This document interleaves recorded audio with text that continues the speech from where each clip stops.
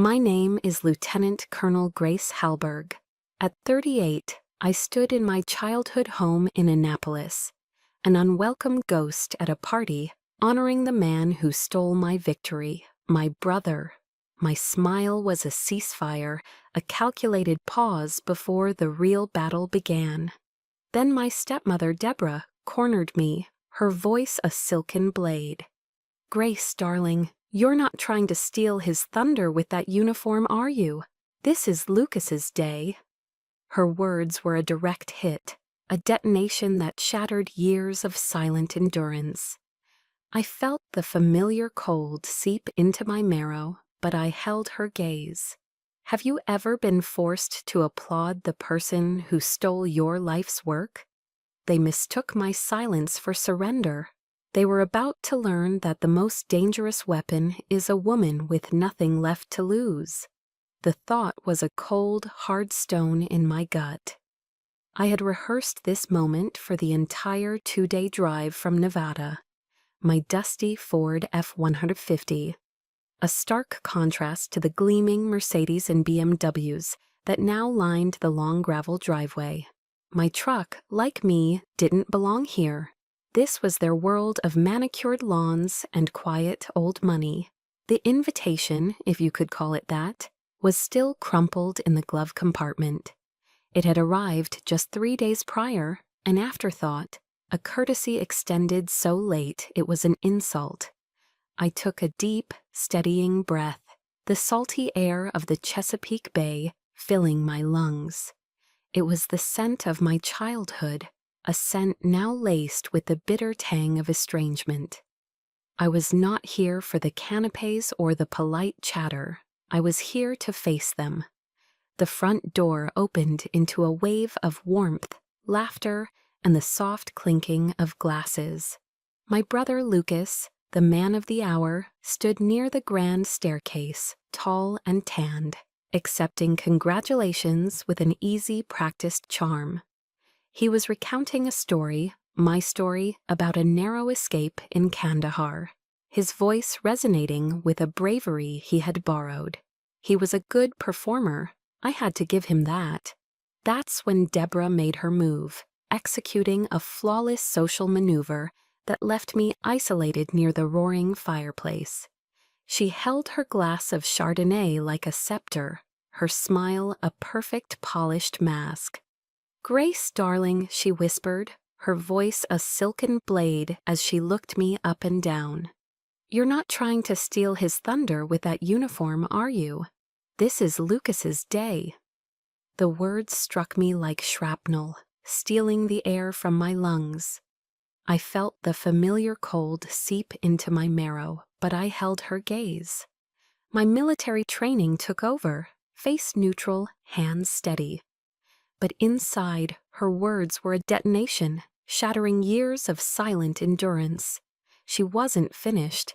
Seeing a state senator approaching, she placed a proprietary hand on my arm, her touch feeling like a brand.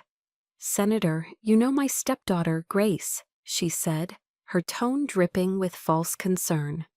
"She does paperwork for the Army out in Nevada.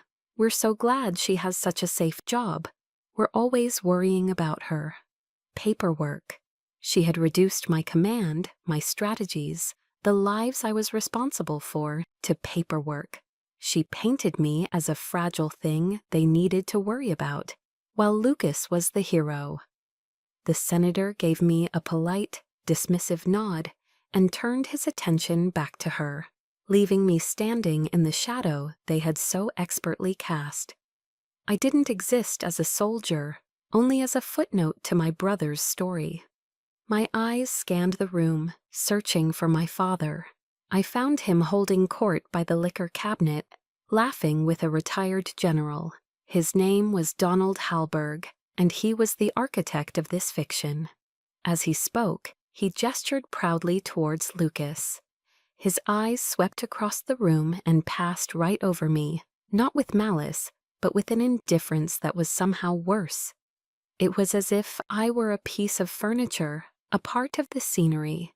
Then I saw it. On the heavy oak mantelpiece, pride of place, was a large, ornate silver frame. It was a photograph of Lucas and me from my last tour in Afghanistan, both of us in full desert combat gear, squinting against the harsh sun. Or it was a picture of us. My stomach dropped.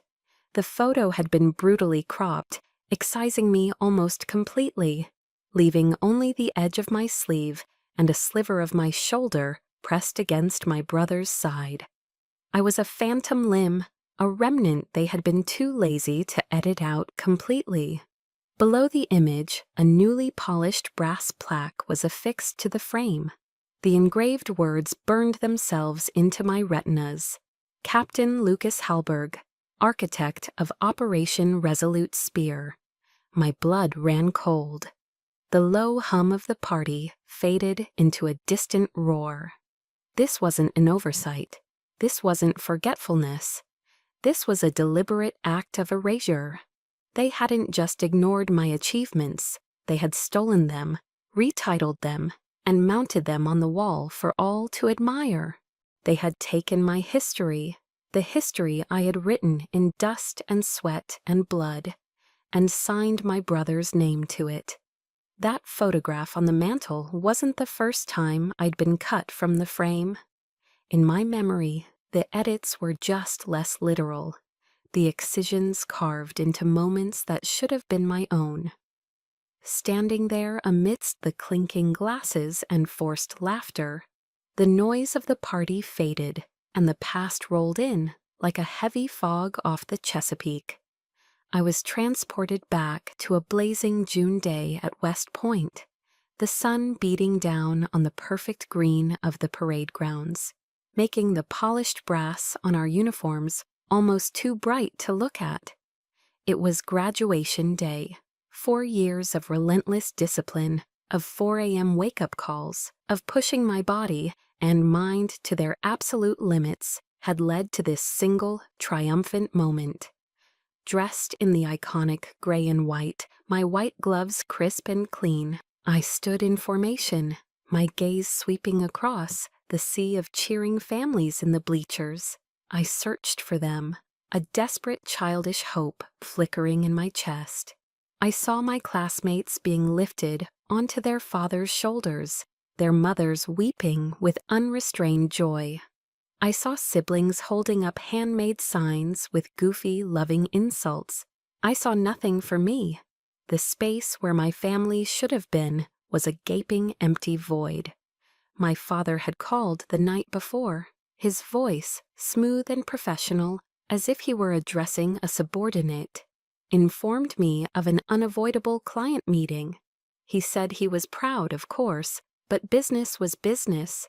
The words were hollow, a pre-written script he'd likely used before. My stepmother, Deborah, hadn't even bothered with a call. A garish bouquet of white lilies, a flower I've been allergic to since childhood, a fact she surely knew, had arrived at my barracks with a card. Her signature was on it, but the message, a generic "so proud of you," felt like it was written by an assistant. Later, a voicemail would arrive, her voice smooth and impersonal, wishing me well as if I'd just passed a driving test. And Lucas, my brother, my fellow soldier, sent a text. It contained a single solitary word. Congrats. I stood there, a statue in the middle of a celebration, the weight of my diploma feeling impossibly heavy in my hand. The overwhelming sense of accomplishment I had anticipated, the feeling I had dreamed of for 4 years, dissolved into a hollow ache.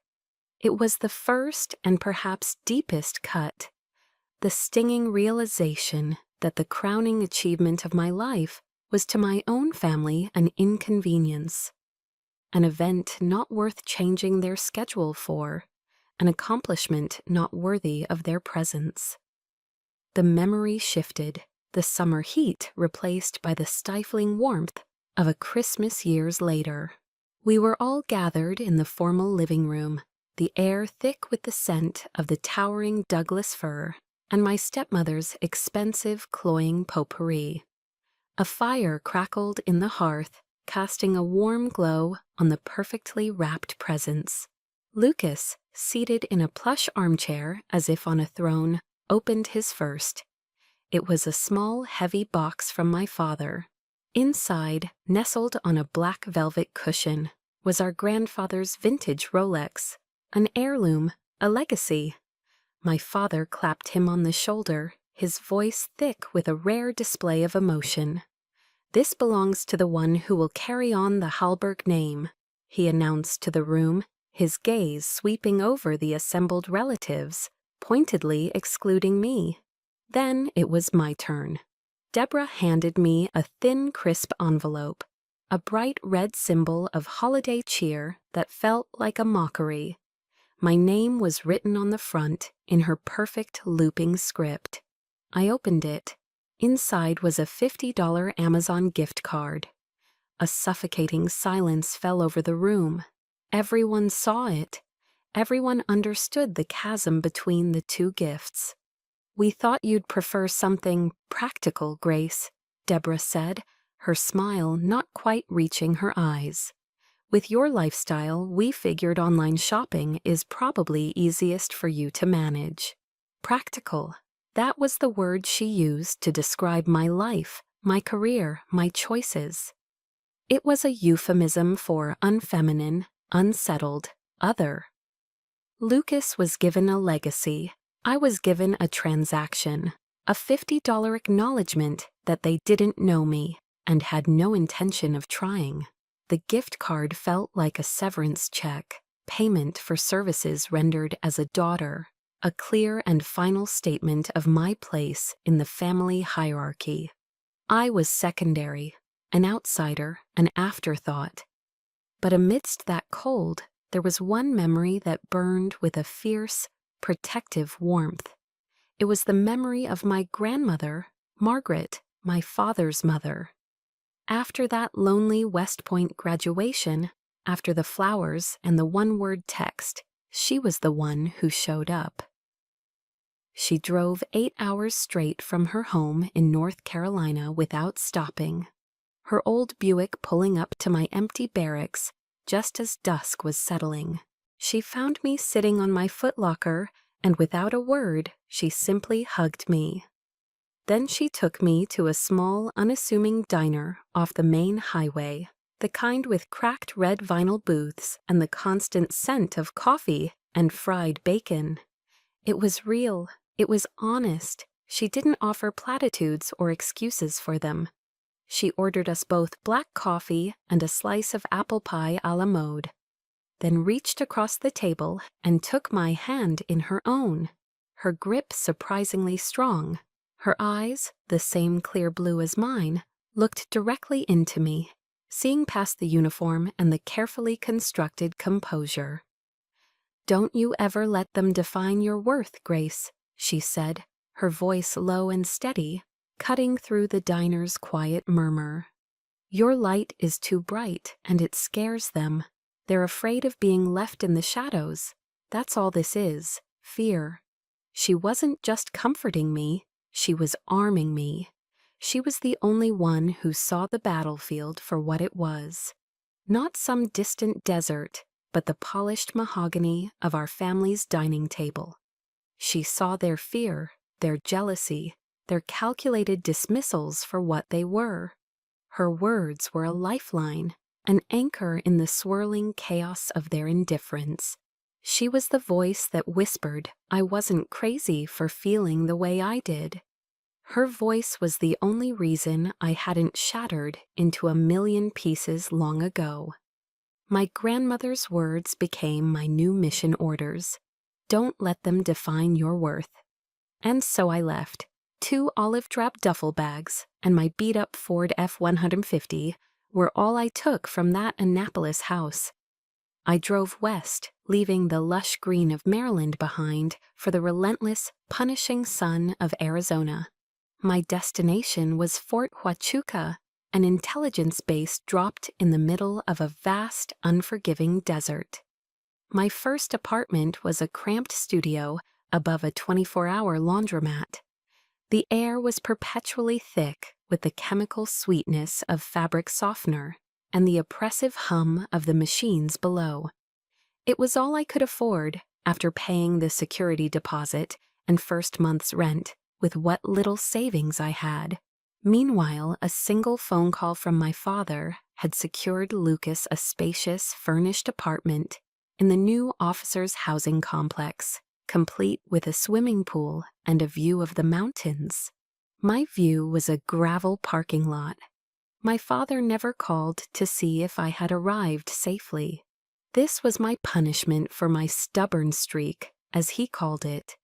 He was waiting for me to fail, to come crawling back, and admit that I couldn't survive without the Halberg name propping me up. Every evening, after a grueling day on base, I'd sit on an overturned cardboard box that served as my only furniture, eating instant ramen noodles straight from the cup. I'd stare out at the endless expanse of desert, the sky turning a bruised purple at dusk, and a cold sliver of doubt would creep in. Had I made a terrible mistake? But then I would remember the look on his face, the dismissive wave of his hand, and I knew I couldn't go back. I would rather starve in this desert than suffocate in their gilded cage. On base, I quickly learned that my name was both a blessing and a curse. My new commanding officer, Colonel Miller, was an old friend of my father's.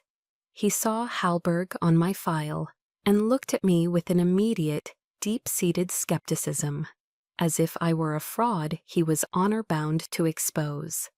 I had to work twice as hard as any man on my team just to be considered half as good.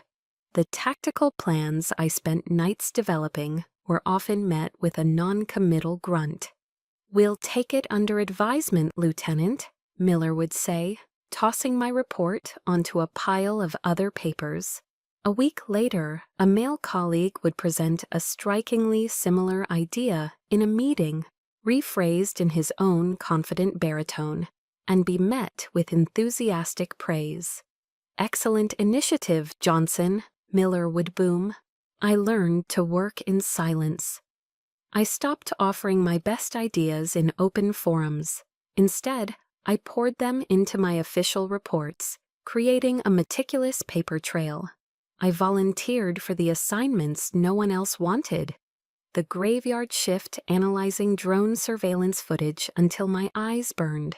Holiday duty inventory checks in sweltering warehouses. My meals became whatever I could eat at my desk, a Cliff Bar and bitter black coffee from the break room pot.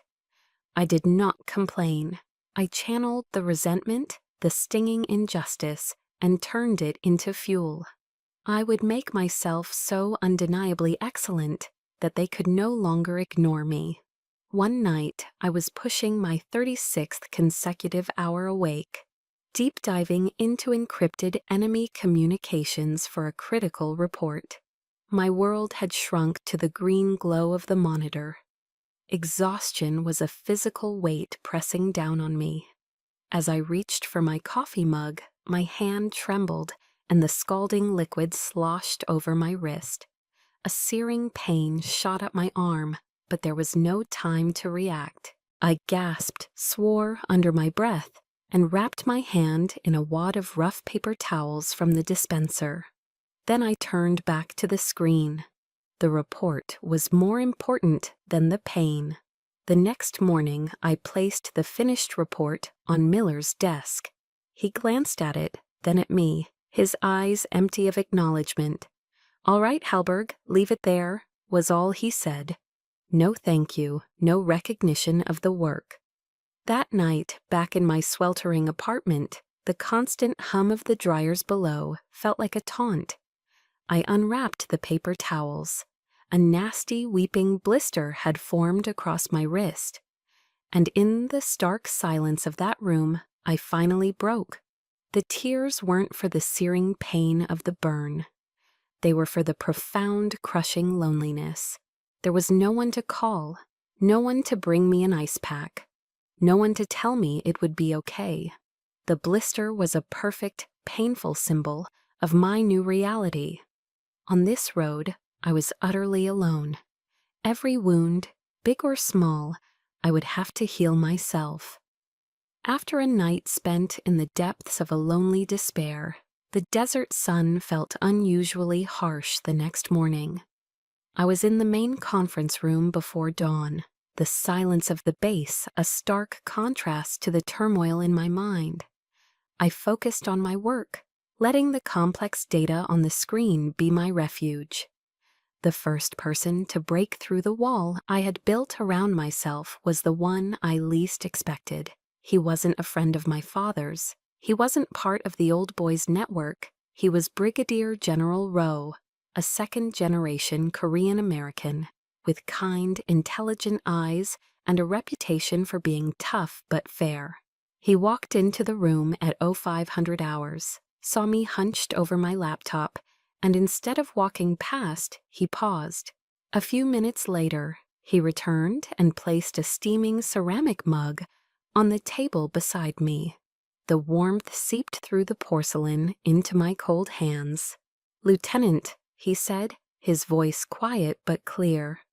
"I read your analysis of the enemy supply routes last night. It was brilliant. You saw a pattern that my entire team missed." I looked up, stunned into silence. For months, my work had been either ignored or stolen. To have it not only seen, but understood and praised, by a general no less, felt surreal. That simple mug of black coffee, offered without fanfare or expectation, held more warmth and genuine respect than every hollow compliment my family had ever given me. I could only manage a choked, "Thank you, sir." From that day forward, General Rowe became a quiet mentor. He didn't make a show of it, but he started including me in high-level briefings. He would specifically ask for my opinion, forcing the other officers in the room to listen. He was giving me a platform not because of my last name, but in spite of it. He was the first ray of light. The second came on a lonely Thursday in November. It was Thanksgiving Day, a holiday I had come to dread. Back home, it was a grand affair, filled with people I barely knew, and the suffocating pressure of my family's expectations. Here, it was just another day. I had already resigned myself to a dinner of a frozen stuffer's lasagna and the silence of my apartment. Then there was a knock on my door. It was Master Sergeant Maria Torres, a sharp, no-nonsense NCO from my unit, a formidable woman I respected immensely. She stood there in civilian clothes, a colorful apron tied around her waist. "Lieutenant Colonel," she said, her tone leaving no room for argument. "My husband made way too much turkey. You're not spending the holiday alone. Get your coat." I started to protest, to say I was fine, that I had work to do. But she just shook her head, a small, genuine smile on her face. "That wasn't a request, ma'am." I let her lead me to her small, tidy home on the other side of the base. The moment I stepped inside, I was enveloped by the sounds and smells I didn't realize I had been starving for. The chaotic laughter of her 3 children, the savory aroma of roasting turkey and stuffing, and the sweet, spicy scent of pumpkin pie cooling on the counter. Her husband, a kind-faced civilian contractor, shook my hand warmly. Their kids showed me their Lego creations. They didn't ask about my family or my past. They just pulled up a chair for me at their crowded table, passed me the mashed potatoes, and included me.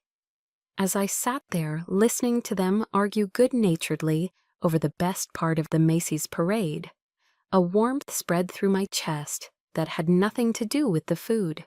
For the first time in years, I felt what a family was supposed to feel like on Thanksgiving. Slowly, almost without me noticing, a new kind of family began to form around me. It wasn't one of blood, but of shared purpose and mutual respect. It was General Rowe, who saw my mind. It was Maria, who saw my loneliness. It was a handful of other soldiers on my team who had seen my work ethic and had come to trust my judgment. They were the ones who stayed late with me, who brought me food when I forgot to eat, who listened when the pressure became too much. One Friday night, after a particularly grueling 2-week field exercise, we all ended up at a local dive bar just off base. The kind of place with sticky floors, a jukebox playing classic rock, and cheap pitchers of beer. We were all exhausted, grimy but relieved. We sat around a rickety table, devouring baskets of spicy buffalo wings and greasy onion rings. General Rowe raised his plastic cup of beer. The noisy bar seemed to quiet down around our table. "To the brains of the operation," he said, looking directly at me. And all at once, every single person at that table, officers and enlisted alike, raised their cups and glasses towards me. "To Grace," someone shouted. "Hooah!" another one yelled. They clinked their cups against mine. In that moment, surrounded by the smell of stale beer and fried food, I felt more seen, more valued, more celebrated than I ever had in the perfect, pristine living room of my father's house. Their light, genuine, and unwavering was finally helping me see my own. The warmth of that night at the bar, the feeling of camaraderie, and genuine respect felt like a lifetime ago, the moment my phone rang a week later. It was a number I didn't recognize, but the area code was from Maryland.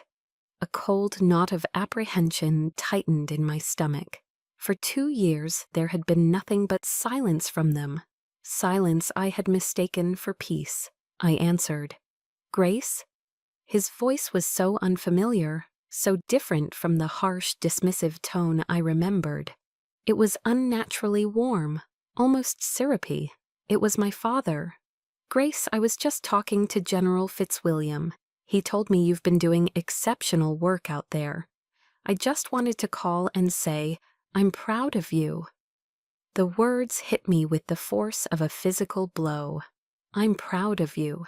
The 4 words I had longed to hear my entire life. My guard, so carefully constructed, wavered for a fraction of a second. A foolish, desperate part of me, the little girl still seeking her father's approval, wanted to believe him. But the seasoned intelligence officer in me knew better. This wasn't a call. It was an opening move in a strategic campaign. He didn't wait long to reveal his objective. "Listen, the reason I'm calling, Lucas is up for a major command position, a huge opportunity for him. But he needs a truly impressive strategic plan to seal the deal. The first person I thought of was you. Nobody in the family has a mind for this like you do, Grace." And there it was, the bait. The praise wasn't for me. It was a tool to get something from me. He wasn't proud of my success. He saw it as a resource to be exploited for my brother. The familiar, chilling disappointment washed over me, extinguishing the tiny flicker of hope. I told him I would think about it, my voice colder than I intended. The full court press began the next day. An email from Lucas appeared in my inbox. The subject line was simply, "Hey." Inside there was a vague 1-page outline of the mission parameters and a short message. "Hey Grace, Dad said you might help out with this. You know I'm not great with the fine details. Let me know what you come up with." L. Not a request, but an expectation, as if it were my duty to do his work for him, to once again be the ghostwriter of his success. The casual entitlement of it all made my jaw clench. Then came the call from Deborah. Her voice was a masterclass in emotional manipulation, laced with guilt and false urgency. "Grace, darling," she began, "your father told me about the wonderful opportunity for Lucas. This is so important for the family, you understand. A Halberg in a command position like that. It elevates us all. If you help him succeed, it reflects well on everyone." She paused, letting the implication hang in the air. This isn't the time to be selfish, dear. We all need to pull together. Selfish. The word was a calculated strike, designed to shame me into compliance. To deny their request would be framed as me actively sabotaging the family's future. They were packaging their blatant exploitation in the language of love and loyalty, twisting family duty into a weapon against me. They wanted me to step back into the shadows, to use my mind and my skills to ensure that Lucas, the golden child, could continue to shine. The final act of this theatrical performance came a week later. My father flew all the way to Arizona. He didn't ask to see my cramped apartment or the base where I worked. He called and invited me to dinner at the steakhouse, the most expensive old-school restaurant in town. The kind with dark wood paneling, white tablecloths, and waiters in black vests. The kind of place he took important clients, never his daughter. The meal was a tense affair. He made small talk, asking superficial questions about my work, his eyes scanning the room more than they ever met mine. Then, as the waiter cleared our main courses, he made his move. He leaned forward, covering my hand with his. His skin was dry and cool. "Grace," he said, his voice a low, confidential murmur. "I know I haven't always been fair to you. I see that now. You have a gift, a brilliant mind." He squeezed my hand. "Help Lucas this one time, just this once. I promise you, after this is over, things will be different. I will make it my mission to see that you get the recognition you deserve. I'll make some calls. I will personally ensure that everyone knows what you're capable of." It was a perfect speech. It had contrition, praise, and a promise for the future. But as I looked into his eyes, I saw nothing, no remorse, no genuine pride. I saw only the cold, hard calculation of a lawyer closing a deal. This wasn't an apology, it was a negotiation. He was trying to buy my talent with a promise he had no intention of keeping. In that moment, under the dim, expensive lighting of the restaurant, the shadow of my family fell over me once more. It wasn't a shadow of protection or love. It was a suffocating darkness, one that threatened to extinguish the very light they now sought to use. After that dinner, I sent my father a polite, professionally worded email. I told him that due to my current operational tempo, I would be unable to assist with Captain Halberg's strategic planning. I used military jargon. I was firm, respectful, and final. I told him no. The retaliation was swifter and more brutal than I could have imagined. 3 weeks later, an anonymous email landed in my inbox. No subject, no sender I recognized, just a single ominous link. My training screamed at me not to click it, but a cold dread told me I had to.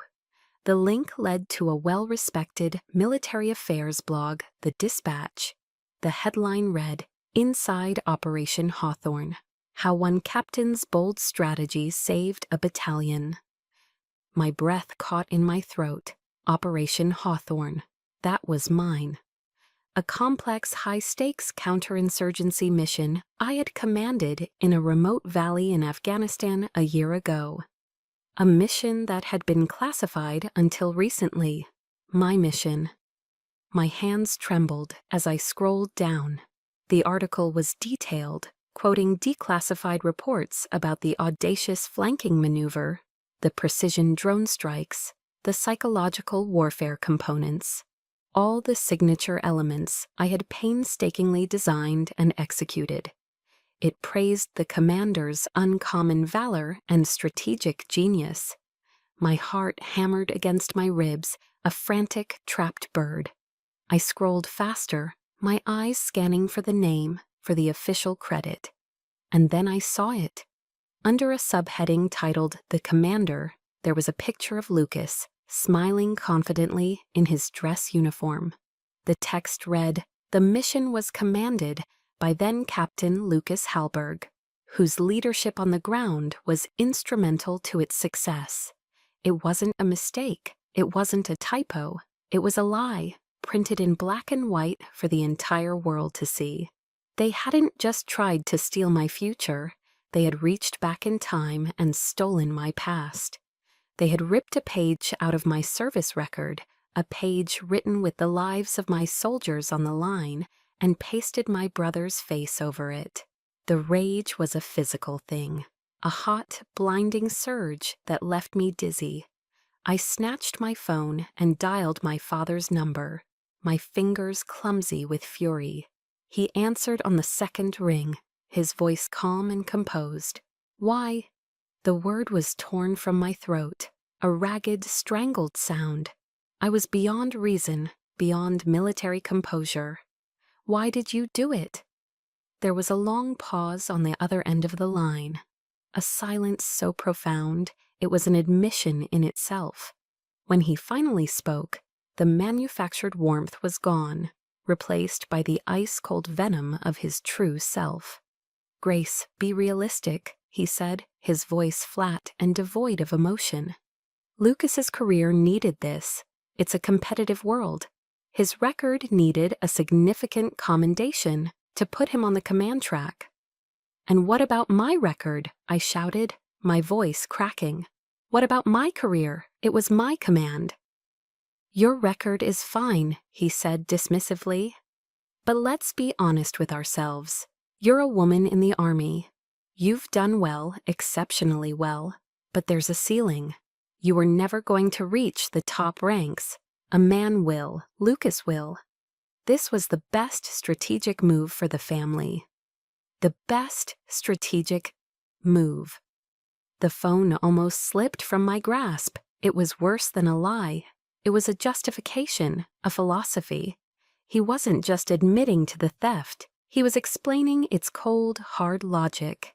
He was telling me that my gender was a permanent disqualifier, that my ambition, my talent, my sacrifices, they were all capped by an invisible barrier that made my accomplishments expendable and his son's potential limitless. He wasn't just stealing my victory, he was telling me I was unworthy of it in the first place. It was a slap in the face so profound, so utterly dismissive of my entire existence that it knocked the breath from my lungs. I hung up. I didn't slam the phone down. I simply let my hand fall away, the device clattering onto the cheap laminate floor. My legs wouldn't hold me. I began to pace the small confines of my apartment, back and forth, a caged animal. 4 walls, 4 years at West Point, 10 years of service, late nights, early mornings, missed holidays, the burn on my wrist, the lonely Thanksgiving, the constant grinding effort to be twice as good just to be seen as equal. All of it, every sacrifice, erased by a blog post and the casual, cruel ambition of my own family. I stopped in front of the small bathroom mirror. I saw a woman I barely recognized. Her face was pale, her eyes red-rimmed and hollow, with a pain so deep it felt ancient. But as I stared into those eyes, something shifted. The despair, the crushing weight of betrayal, began to burn away, consumed by something else. A wildfire of fury, a cold, clear, and absolute rage. They had taken my past. They had tried to dictate my future. They had devalued my present. They had left me with nothing. And that was their fatal mistake. A soldier with nothing to lose is the most dangerous soldier of all. I took a deep, shuddering breath, and the woman in the mirror stood taller. The trembling stopped. The tears dried. The pain receded, replaced by a crystalline focus. They thought I would endure this in silence, just as I had endured everything else. They were wrong. "You will pay for this," I whispered, my voice a low, steady promise to the reflection in the glass. "All of you. Everyone has a breaking point, a line drawn in the sand that, once crossed, changes everything." It's that moment when the cost of silence becomes greater than the cost of the fight. The moment you realize that your own dignity is more important than a false peace. Tell me, what was your breaking point? What was the moment that made you finally say, enough? Share your story in the comments. Your voice gives me strength. And in the next chapter, we're going to see exactly what happens when that strength is finally unleashed. The wildfire of fury subsided, banking into hot, glowing embers of resolve. The emotional storm gave way to the cold, clear focus of an intelligence officer. My mission was no longer on foreign soil, it was here, and every mission begins with gathering intel. I knew that official military records, especially those at a classified level, couldn't be altered without leaving a trace. My father, for all his legal cunning, was a civilian. He didn't understand the digital fingerprints left behind in secure systems. I did. For the next 48 hours, I barely slept. Fueled by black coffee and a grim determination, I used every cyber forensic skill I possessed. I wasn't just a soldier, I was a trained analyst. I navigated the labyrinth of the Pentagon's secure archives, my fingers flying across the keyboard, executing complex command line queries. My heart hammered a steady, rhythmic beat against my ribs, not with fear, but with the thrill of the hunt. And then, at 3 a.m. on the second night, I found it. The administrative log for the files pertaining to Operation Hawthorne. The metadata didn't lie. It was a perfect, incorruptible timeline. It showed the original after-action report, file name AR Op Hawthorne 253 Infitone 22415 Halberg G, submitted by me on the correct date. And then it showed another entry, dated 5 months later, a modification, an administrator-level override. My breath hitched as I traced the origin of the command. The IP address wasn't from a .mil domain. It wasn't from the Pentagon or any military installation. I ran a quick trace. The address resolved to a commercial server registered to a private entity. A sick feeling of dread and triumph washed over me as the name appeared on my screen in stark white letters. Halberg and Associates, LLC. My father, from his own law firm's server. It wasn't a conspiracy involving high-ranking officers. It was a simple domestic act of treachery. A wave of something akin to nauseous elation shot through me. This was it, the digital smoking gun. The proof was irrefutable. But a log file wasn't enough. I needed something more tangible, something undeniable. I needed the original document. Years of training had instilled in me a deep-seated paranoia, a habit of personal redundancy. I never trusted a single system. I backed up everything. I went to the old, battered footlocker at the back of my closet, the one that had followed me from base to base. I lifted the heavy lid, the smell of canvas and old leather filling the air. Underneath a neatly folded dress uniform and my old field manuals, there it was, a small black encrypted external hard drive, my personal archive. My hands were steady as I plugged it into my laptop. I typed in the long, complex passphrase, a combination of my grandmother's birthday and the coordinates of my first command post. The drive whirred to life. I navigated to the correct folder, and there, sitting untouched for over a year, was the file named exactly as it appeared in the original log. I clicked it open. My original report appeared on the screen, exactly as I had written it. My digital signature was at the bottom. My tactical maps, with my own handwriting in the margins, were all there. And most importantly, so was Appendix C, a detailed 12-page analysis of the last-minute flanking maneuver on the southern ridge, the decisive move that had broken the enemy's line and saved the entire battalion. The move Lucas didn't even know I had authorized until after it was over. I had my weapon. I immediately began creating multiple secure backups on different cloud servers on a new thumb drive. They would never be able to erase this again. As I was uploading the final file, my phone buzzed. It was General Rowe. "Grace," he said, his voice grim. "I just read an article about Lucas being credited for Hawthorne. It's a load of bullshit, and you and I both know it. The entire 3rd Battalion knows who was on the radio that day. We know whose orders we were following." He paused. "I was there. I'll testify to it in a heartbeat. If you need a witness, you have one. I'll say it under oath in front of any board of inquiry." His words were the final piece of ammunition I needed. The confirmation that I wasn't fighting a ghost. I wasn't alone. I let out a slow breath I didn't realize I'd been holding. The cold resolve in my veins solidified into ice. "Thank you, General," I said, my voice eerily calm. "I appreciate that more than you know, but I don't think I'll need a courtroom."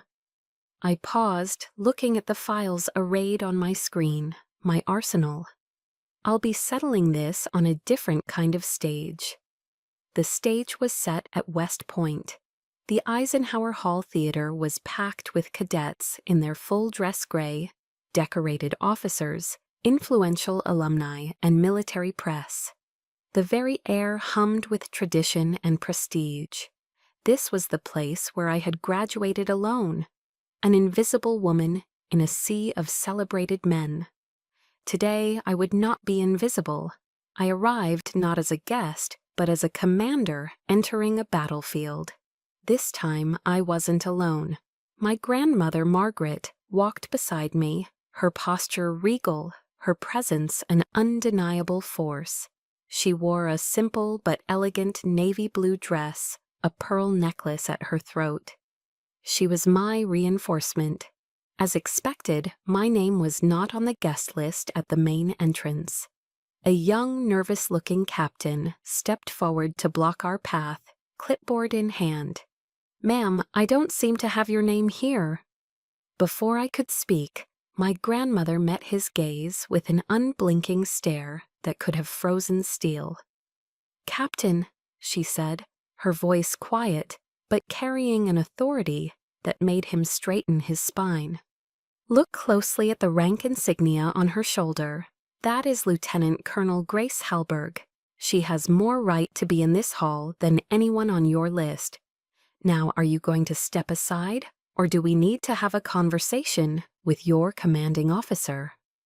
The young captain paled, stammered an apology, and practically tripped over himself to let us pass. A murmur rippled through the assembled crowd in the lobby as they saw us. I could feel their eyes on me, on my uniform, on the determined set of my jaw. We didn't stop to mingle. We walked with purpose, straight into the main auditorium.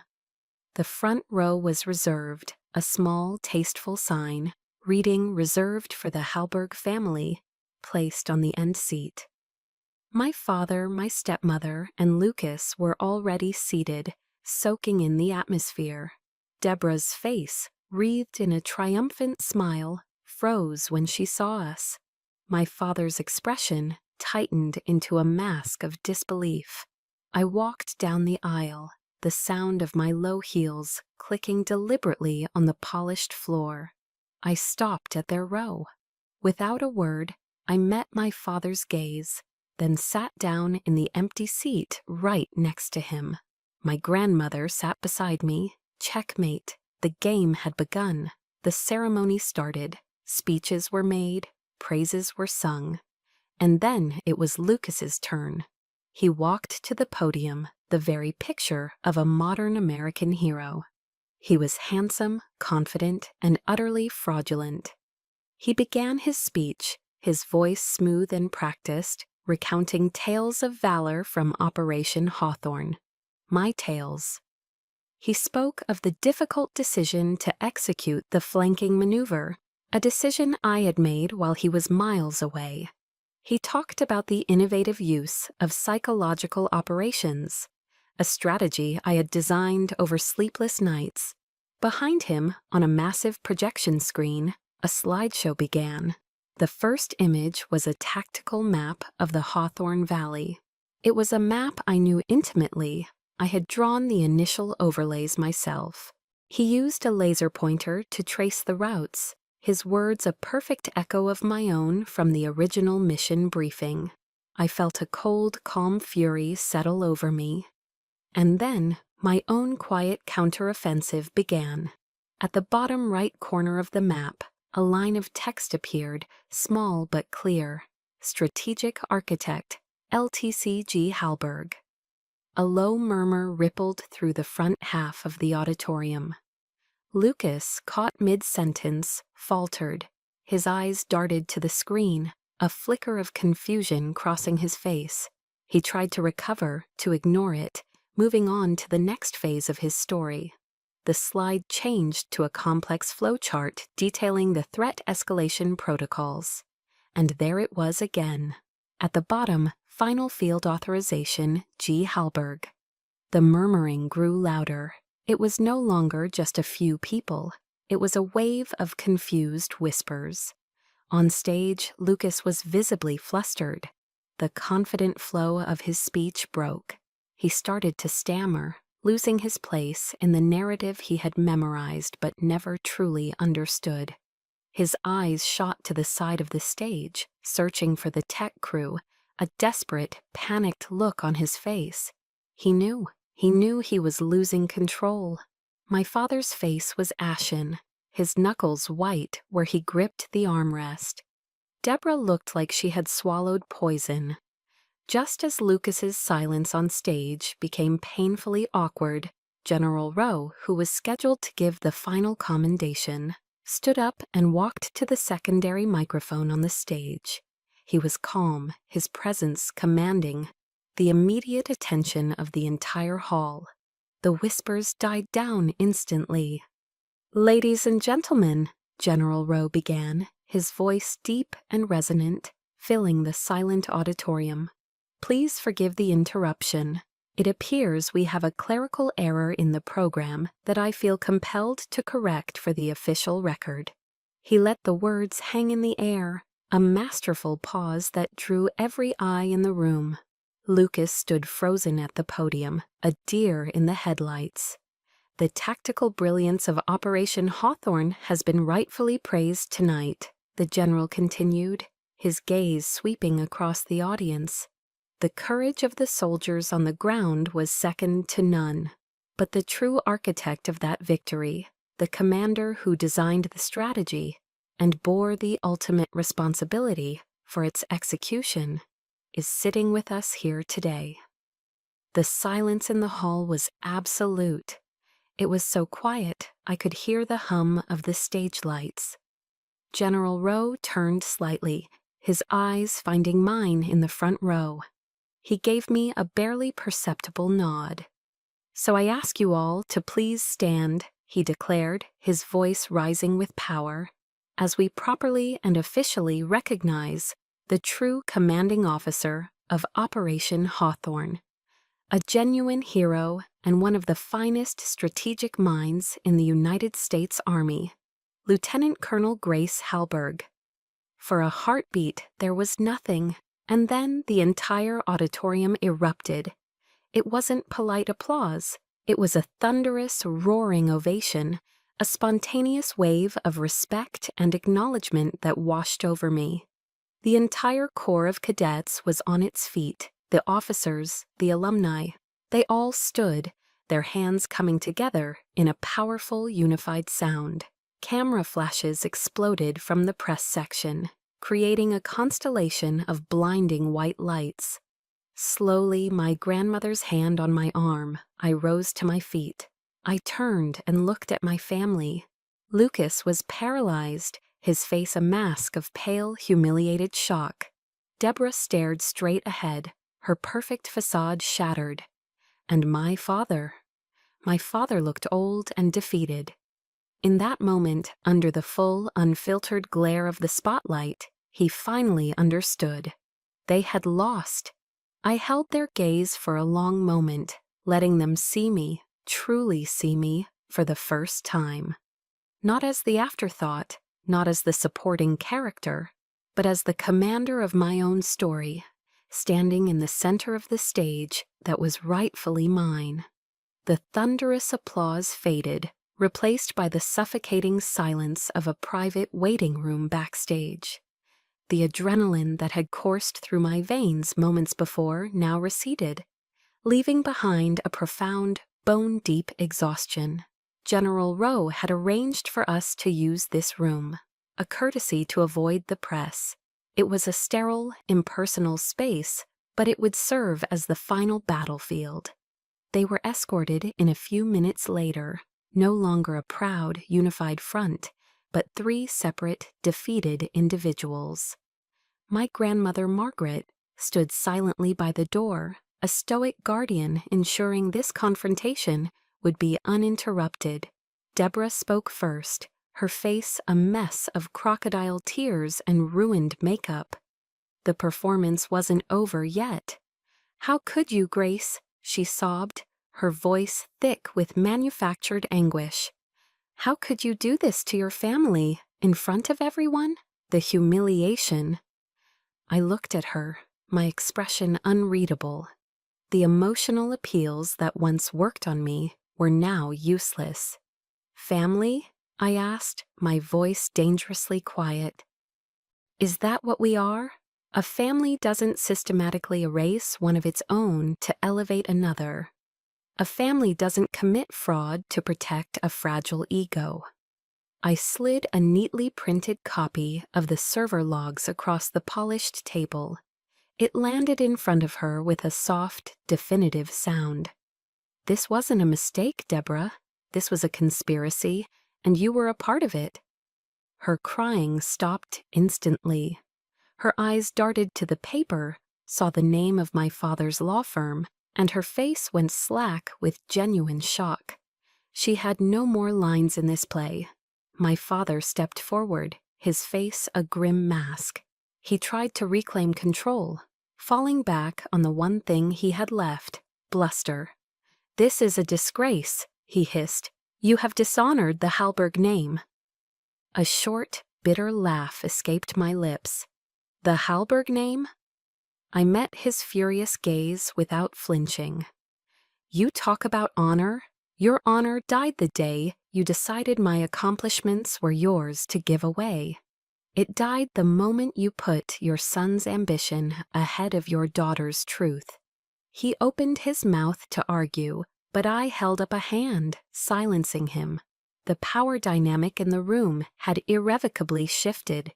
I was in command now. Lucas was the last one. He didn't even try to come into the room.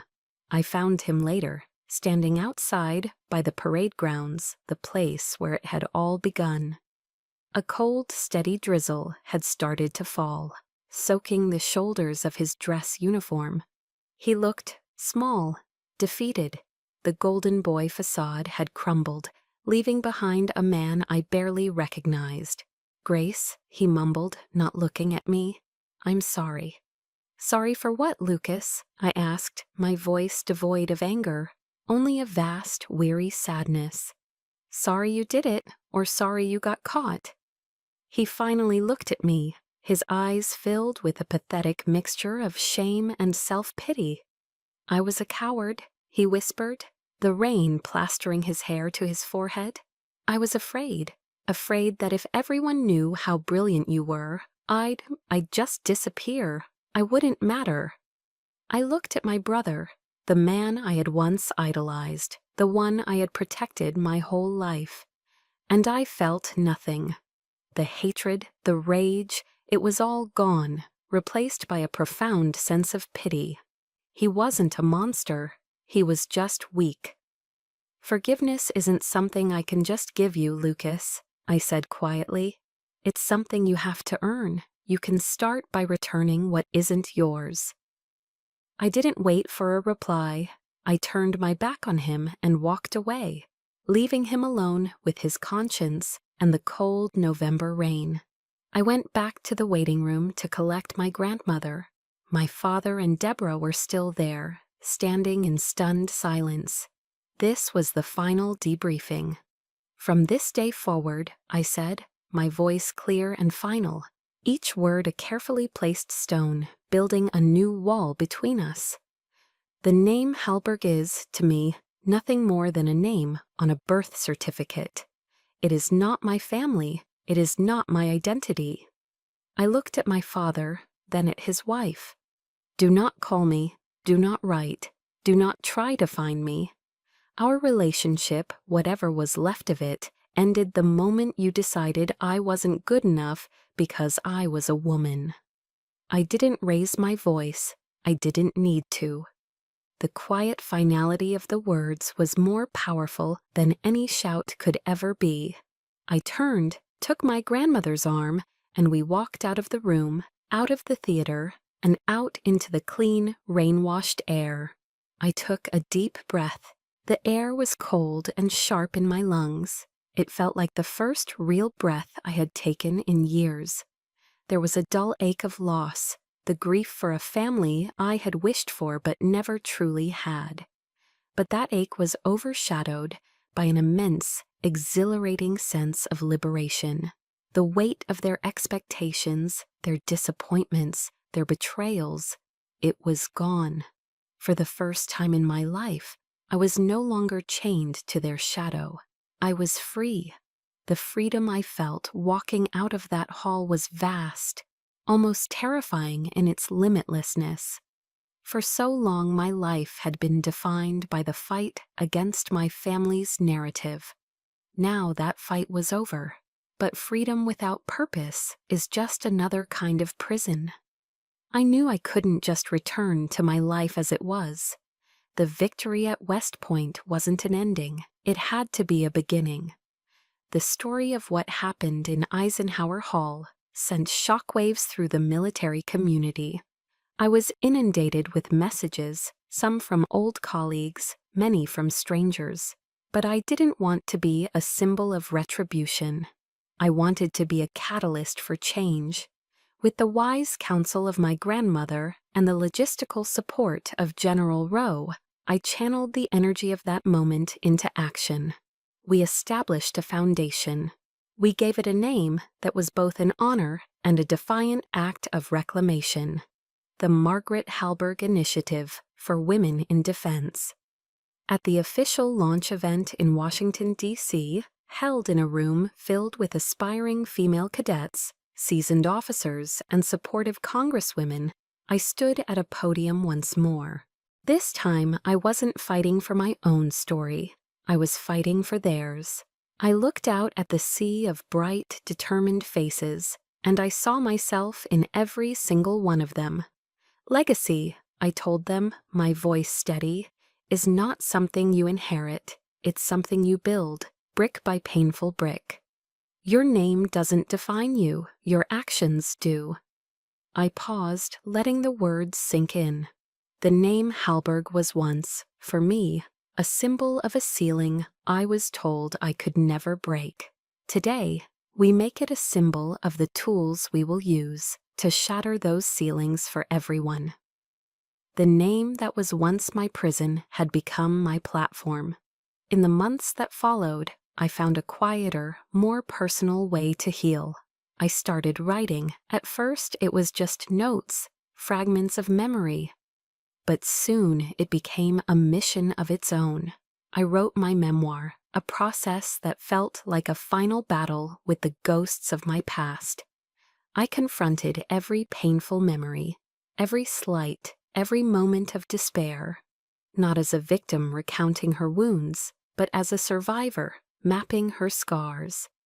I gave the book a title that my grandmother had inspired years ago in that diner: Command Without Permission. To my astonishment, the book became a national bestseller, but the true impact wasn't in the sales figures, it was in the letters. They arrived by the thousands from all across the country. They were from men and women, soldiers and civilians, who had also felt like the forgotten child, the overlooked employee, the unappreciated spouse. A retired factory worker from Ohio wrote that my story gave him the courage to finally confront his brother, who had cheated him out of their father's business. A young female lawyer in Chicago said she read a passage from my book to her partners. Before successfully arguing for her promotion, I read every letter, often with tears in my eyes. They were stories of quiet resilience, of everyday injustices faced with newfound courage. I realized my war had not been mine alone. It had been the silent, private war of countless others. In sharing my story, I had found a community. In their stories, I found the final pieces of my own healing. A year later, I found myself back at West Point. The circle was now complete. The crisp autumn air was filled with the sounds of the military band and the proud shouts of families. This time, I was not a solitary graduate searching for a familiar face. I was on the reviewing stand, the honored guest speaker for the graduating class. I stood at the podium looking out at the long gray line of cadets, a sea of impeccable uniforms and hopeful futures. This was the very spot where I had once stood, invisible and heartbroken. As I delivered my address, speaking not of tactics or war but of integrity and the courage to define one's own honor, my eyes scanned the crowd, and I saw him. Standing near the back, partially obscured by an old oak tree, was Lucas. He was in civilian clothes, a simple polo shirt and slacks. He was no longer a soldier, he just stood there, listening. When I finished and the applause began, he applauded too. Our eyes met across the field for a brief, fleeting moment. There was no animosity, no grand reconciliation. There was only a quiet, unspoken acknowledgement. He wasn't clapping for me, his sister. He was clapping for what I now represented. And in that there was a strange, peaceful kind of closure. After the speeches, my final duty was to present the commissioning certificate to one of the top graduating cadets. As I called her name, a young woman strode onto the stage, her back ramrod straight, her eyes blazing with the same fire I remembered having in my own. As I pinned the gold bars of a second lieutenant onto her uniform, I leaned in and whispered, "Never ask for permission to lead." She looked at me, a flash of understanding in her eyes, and a determined smile touched her lips. "No, ma'am," she said, "I won't." I stepped back, a feeling of profound contentment settling over me. I had found my purpose. It wasn't in the battles I had won, but in the future leaders I could help forge. My dawn was not given to me. I made it myself.